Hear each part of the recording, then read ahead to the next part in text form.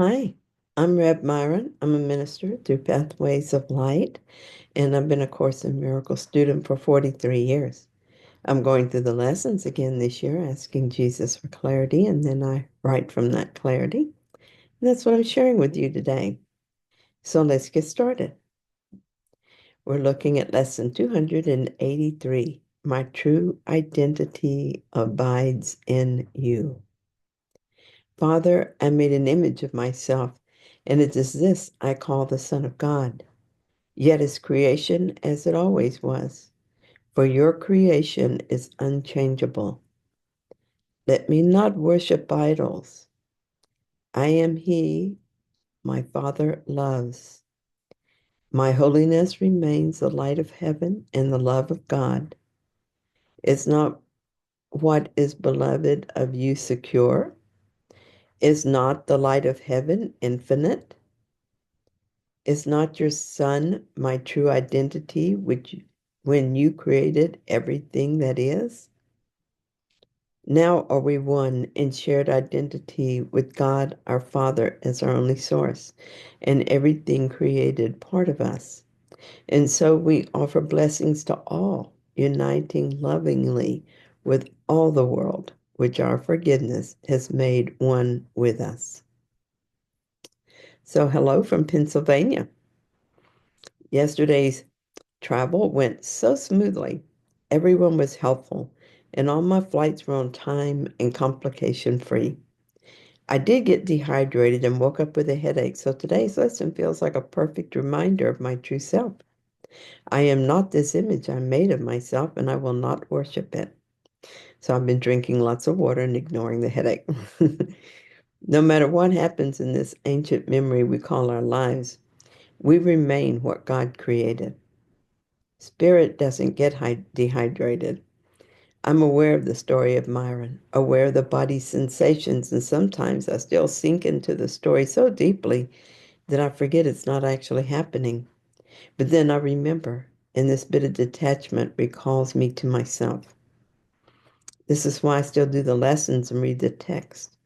It's why I teach, write, and give classes. This experience can be hypnotic, and I don't want to fall under the world's spell. And when I do, I have the practices I've learned from the Course to remind me of the truth. It's not hard once we know what we want, and over time it becomes so natural that it no longer feels burdensome as it once did. Here's how it feels now. I began my trip yesterday by finishing up my packing and taking care of a few things at home.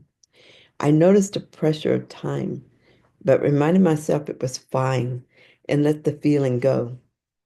The parking lot at the airport was full, and I wondered how far I was going to have to drag that big suitcase. And for a moment, I felt stressed.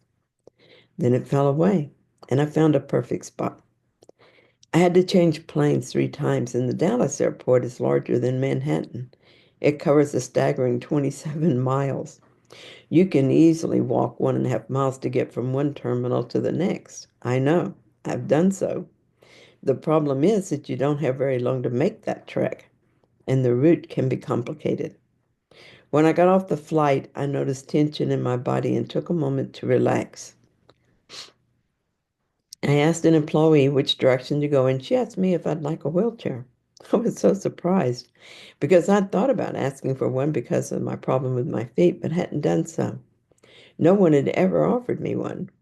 I accepted it and I was really grateful. This is the kind of thing that occurred throughout the day-long trip.